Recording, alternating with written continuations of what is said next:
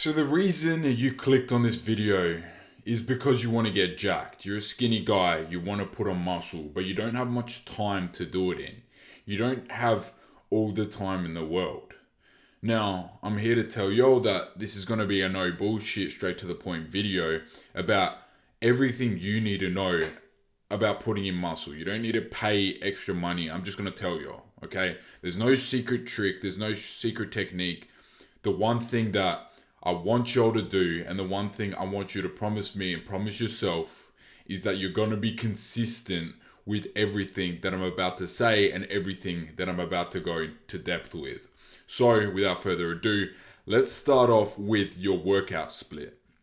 Now, the workout split that I'm going to be talking about here is, I'm assuming you're a man that doesn't have much time and you only have enough time to go to the gym maybe 3 to 4 days a week, maybe even 2 days a week.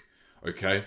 So what we're going to get you doing is doing, and I'm specifically targeting guys that are, only have 2 to 3 days a week to spend time in the gym. Well, we're going to be making you do a full body split 3 days a week. Now, this is going to yield the most results for you, and this is how it's going to go. We're going to target every muscle group, and you can vary and change some of these workout specifics around, but I'm going to lay out the main workout for you. I'll put the workout in the description so you can copy it, you can copy it down, you can put it on your phone, you can remember it. Okay, so first of all, and then after that we're going to be going into diet, we're going to be going into everything.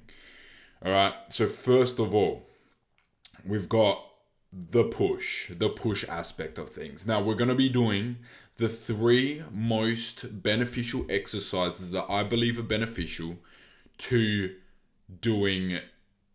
achieving good results with your chest, your triceps, and shoulders. Okay, first of all is bench press. Bench press, in my opinion, is something you can't skip. You can do this chest press exercise, whatever it's called, but I think personally you have to do bench press. Bench press is, you can't skip. Secondly is dips. Dips is, in my opinion, a non-negotiable. Yeah, you can probably do tricep pull downs and other exercises, but I would mainly say dips, because dips also targets your chest, right? So dips, bench press, and thirdly for push, and this is final for push, is shoulder press. Shoulder press is the third and final thing, and these 3 exercises are the main 3 exercises to get you results for your chest, shoulders, triceps. Secondly, we're going to go over legs. Legs, the basics, right? These are fundamentals. Deadlifts, you can't skip. Now, secondly is interchangeable. It's interchangeable, which is squats and leg press.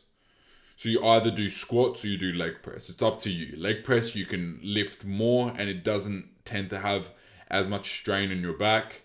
And squats might have a bit more strain in your back and you're not going to be lifting as heavy. Which one's more beneficial? I don't know. You're going to have to experiment. Okay? I find that leg press for me personally is the best thing possible. And finally, calf raises. Calf raises, non-negotiable again. You're not going to be able to get your calves big unless you do cardio, unless you run.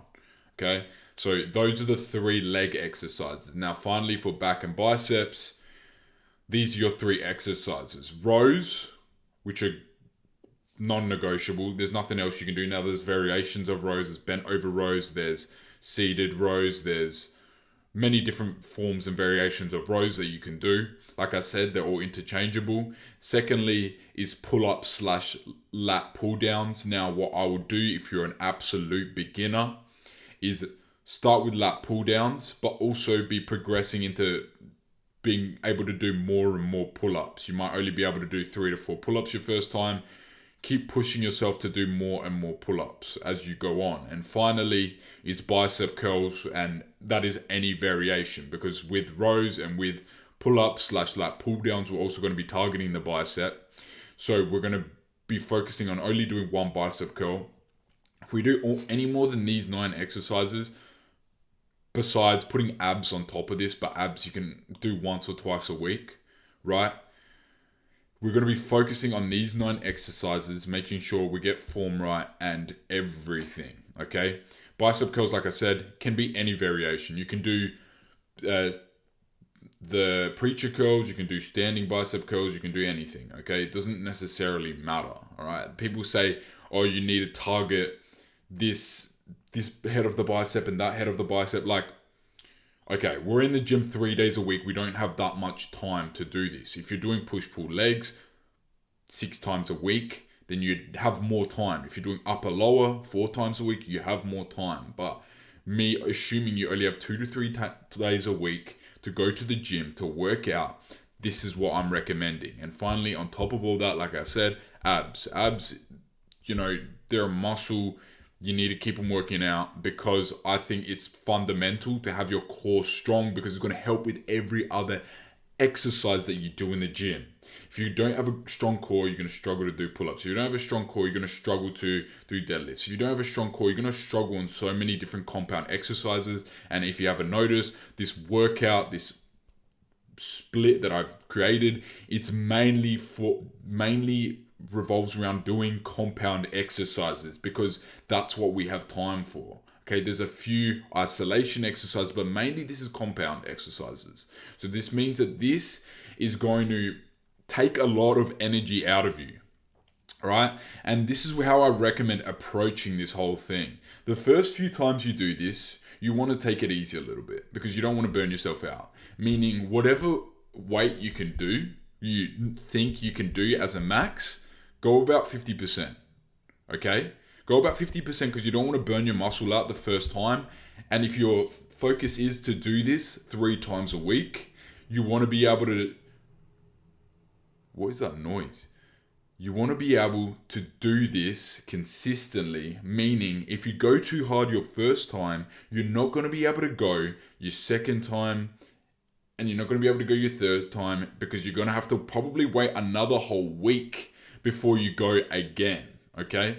So focus on easing into it. First time, go 50% of what your max is, 40 to 50% of what your max is. Second time, you can ramp it up a little bit, go 60% of what your max is. Third time, go 80% of what your max is. Next, go 90% of what your max is, and then finally reach your max, okay? And then from there, your muscles will be conditioned to it, so you're able to do your exercise. Your muscles aren't going to be too fatigued, so that 2 days later, 48 hours later, after you have your break from working out, you have your break from lifting weights, you can get back into the gym and you can lift more weights, okay?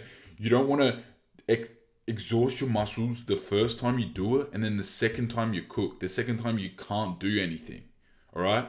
So ease into it, and that is extremely important. Once you've eased into it and you actually are able to comfortably lift your max, and by comfortably I mean you could rep it out 8 to 10 to 12 times, okay? For each of these exercises, all right, focus on doing, I'd say 3 sets, and try and go to absolute failure on each set. Because if you want to see growth, if you want to see muscle gain, and you're only in the gym this many times a week, and you need to push yourself, all right? Because you're not in there targeting, your biceps. You're doing biceps, but you're doing them, in a way that's not, you're not hitting 3 different bicep exercises to target the different heads of the bicep. You know what I mean? Now you can interchange them. For instance, you can do 1 session preacher curls, 1 session standing curls, 1 session the bench at 45 degrees, and you're curling like that. Like, you can interchange them every single workout. But if you want to actually see the results, you're going to need to push yourself to failure every time, right? And assuming that your diet's well and your diet's good, you're going to be recovering at a decent rate after, you've eased into your workout. After the first 2 to 3 weeks of easing into it, then you're going to need to push yourself to see these results, right? And that is the gym aspect of it. Secondly is, in my opinion, the most fundamental, the most important thing when it comes to building muscle, especially as a skinny teenager, as a skinny guy, right? and that is the diet. The diet is essential, right? The diet, when I started working out, that got so overlooked by me. Maybe people were telling me that, but I was so focused on getting the right workout, getting the right, gym routine, that I didn't even think about diet. I overlooked diet so much, right? So diet is so important. If you want to pack on muscle, you need to be in a slight caloric surplus. If you're not in a slight caloric surplus, you might be genetically gifted. There might be a small percent of you watching that are genetically gifted, maybe 1-2% of people, maybe not even that can just pack on muscle by just eating, like not even, barely even being, maybe staying at a neutral on their diet, not being in a surplus, not being in a deficit. But for most of you, you're gonna need to be in a slight caloric surplus, okay? And to achieve this, there are many different tools online that you can use to calculate your weight now, your height, and then it will tell you how much you need to be eating in terms of calories on top of what you're already eating, or how much specifically you need to be eating to be able to pack on muscle. Now, if I find the tool, I'll put it in the description. If not, then you're going to need to search for it. But I think the key is be in a slight caloric surplus. If you eat too much, you're going to pack on too much fat, and it's just not going to be enjoyable, right? You want to be healthy, because I've seen, and this is from my experience too, you put on too much muscle, and if you're in a too much of a caloric surplus, you're going to be also putting on too much fat. And if you're putting on too much fat, you're going to be slow. You're going to be like, I don't know, just moving through life differently. You're going to have a lot of brain fog. You're going to be just blah. You're just going to be feeling like shit all the time. So slight caloric surplus, so you don't put on too much fat. Because if you want to put on muscle, you need to be in a caloric surplus, but don't be in too much of a caloric surplus. Otherwise, you're going to be putting on too much fat on top of that muscle, and it's not going to be fun cutting later on. Slight caloric surplus, 100 calories, maybe 200 calories, okay? Calculate your calories, figure out what you need to eat, and my recommendation is eating the same foods every single day. Yes, it might be boring. Yes, you might not want to do it. Yes, you might get sick of it, but you need to be eating the same foods every day, in my opinion, and figure out what exact amount of calories is in the food you have that you eat every single day, and then eat that food every day. And if you need to pack on more muscle, you know that you can eat something small, like 100 calories more, that's going to help you put on that extra 100 calories to your diet, right? On top of that, have a high protein diet. High protein is going to help you maintain that muscle. If you're putting on weight, it's going to help you build that muscle, helps your body recover. There's a lot of benefits to protein, okay? On top of that, when you're eventually going to cut down a little bit, you need to keep that protein high, and you need to drop everything else. Keep a little bit of fats, a little bit of carbs. You need the energy, but you need to drop the calories, keep the protein high for the most part, okay? And that's it when it comes to diet. Now, in terms of sleep, most people overlook sleep so much, but sleep is so important for your recovery. Yes, protein and, a good diet, not eating fast food, not eating bullshit, is going to help you recover. It's going to help your body. If you're eating, let's go back to the diet for a second. If you're eating if you're on a high inflammatory diet, meaning you're eating a lot of fast food, you're eating a lot of bullshit, you're eating a lot of shit to get your calories in, it's not going to be beneficial to your recovery, and therefore you're not going to be able to build muscle as efficiently, in my opinion. You're going to be able to pack on more, but that doesn't necessarily mean it's going to be good for you. It's not going to be good for your health, and it's not going to be good for you in the long run. So on top of diet, make sure to keep your diet clean, keep your diet healthy. Otherwise, you're just going to be cooking your body in the long run. Okay, and finally, back to sleep. You need to be making sure that you get a good sleep each and every single night. Each and every single night, you need to be getting a good sleep. If you don't get a good sleep, you're going to be cooking yourself. You're not going to be recovering as well. You're not going to be getting, the maximum amount of benefits that you could be getting. You might be able to put on a little bit of muscle if you're getting shit sleep, but it's not going to be as good, as efficient as if you're getting the best sleep possible. Now, sleep varies from individual to individual, so, test it, try it for yourself. For me, I find that 6.5 hours to 7.5 hours is probably the best for me, because anything more than that, I feel tired. Anything less than that, I feel tired. And personally, I don't drink coffee, or I don't have any other caffeinated things or any other shit like that. So I don't use those things to, create energy for myself. So I need to make sure that every single night I'm getting good sleep so that my body can recover. I'm in good health. I'm feeling good. I'm operating at a good level. Otherwise, I know that it's going to affect my gains, physically, mentally. It's going to affect me on every level if I'm not making sure that I get a good sleep each and every single day.